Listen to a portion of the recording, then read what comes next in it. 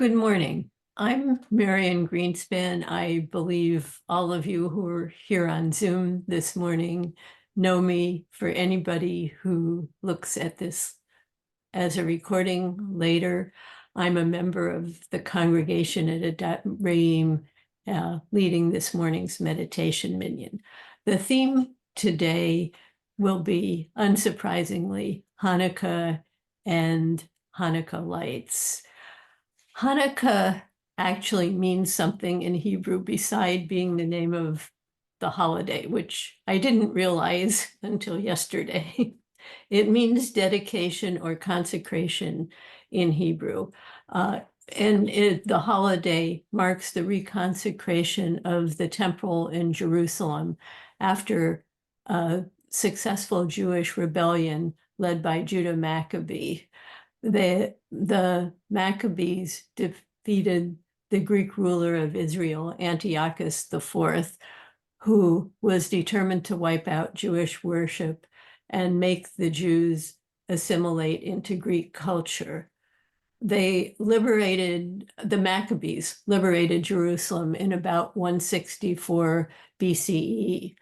And on the 25th day of Kislev, the Hebrew month, they reconsecrated the temple for Jewish worship.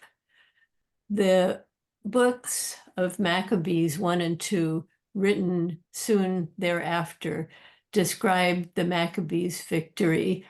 For some reason, those books are not included in our Jewish Bible. They're apocrypha, but they are included in the Catholic and Eastern Orthodox Bibles. The books of Maccabees mention that the Maccabees were busy fighting in the fall of the year when Sukkot normally is celebrated, and they were not able to celebrate the holiday. So when they rededicated the temple, they celebrated for 8 days to make up for the missed Sukkot festival. The custom of lighting a candle for each day of the festival existed by about the year 100 Common Era. A debate between Hillel and another famous rabbi about whether the candles should be increased one per day or whether we should start from 8 and decrease them. It's recorded from that time. The Talmud, written about 500 in our Common Era, tells the story of the miracle of the one vial of holy or consecrated oil that miraculously lasted for 8 days.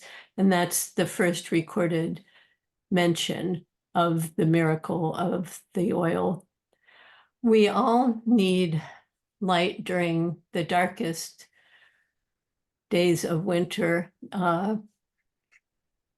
And the new moon occurs tonight. Tomorrow is Rosh Chodesh Tevet, and it's a long, very dark night, close to the winter solstice, the shortest day of the year. And because Hanukkah begins on the 25th of month of the Jewish calendar, and the month is of Kislev is either 29 or 30 days long, there will always be a Rosh Chodesh toward the end of Hanukkah. So this is a time of year when we could all use some extra light.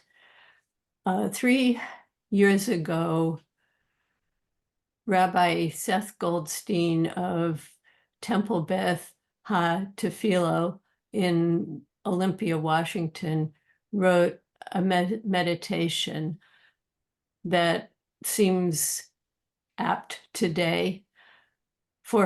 It was for the first day of Hanukkah. He wrote, with all that is going on this year, I think many of us feel that like that one vial of oil, that we only have limited resources to give and yet we are expected to do much more, and that's okay. The fear, the anxiety, the discomfort we feel at this time, it's all okay.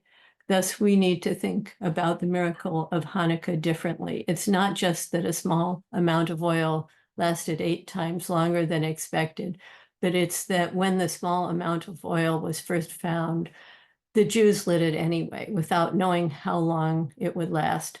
Whatever you have to give is enough, and whatever you have to offer does make a difference.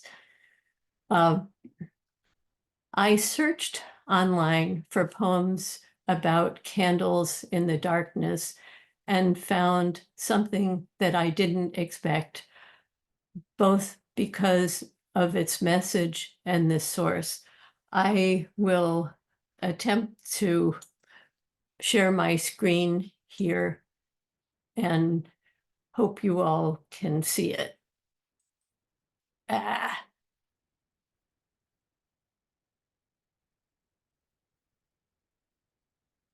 Okay, I am not going to get this to work. I will put it in the chat and I will read it.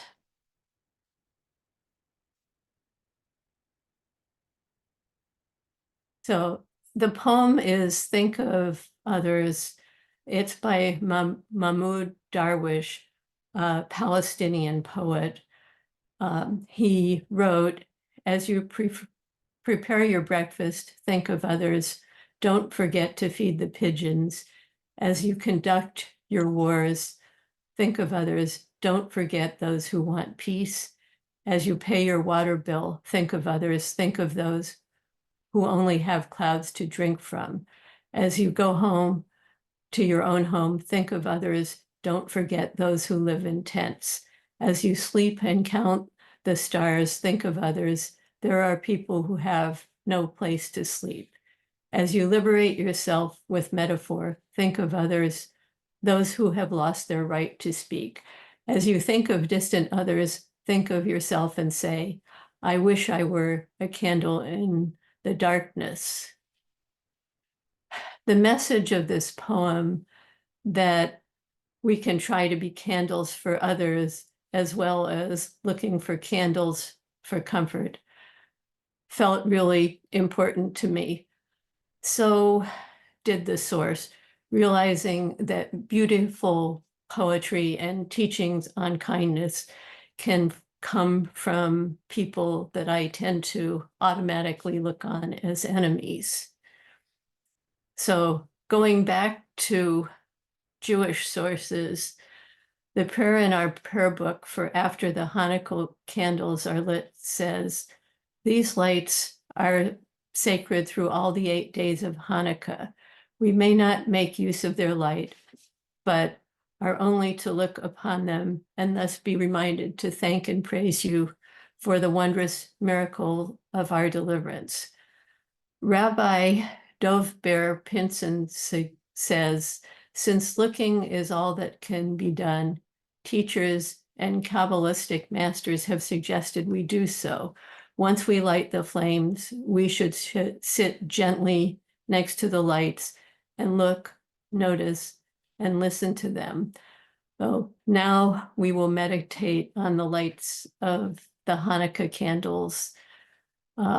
Start by sitting upright in your chairs with your back supported.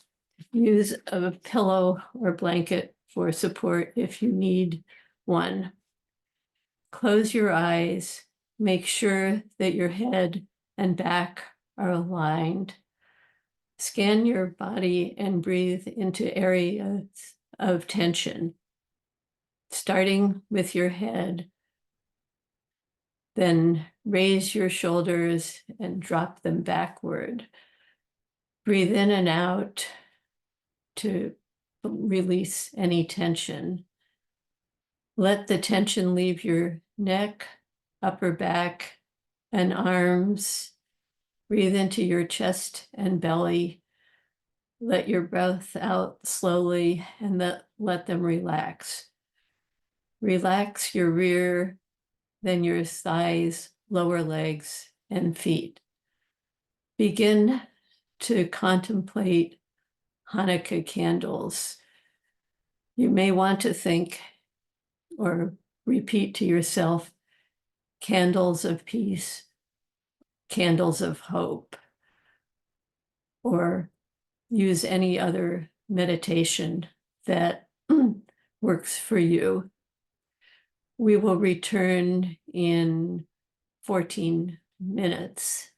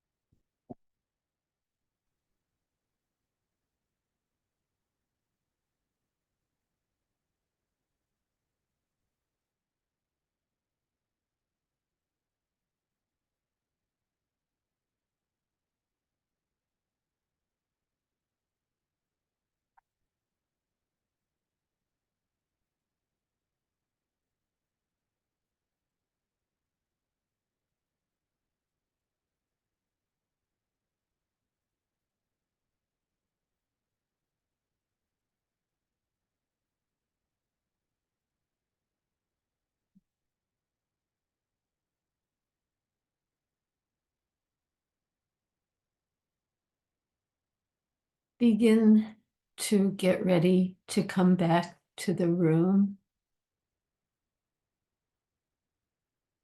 Wiggle your fingers, move your hands, maybe your toes.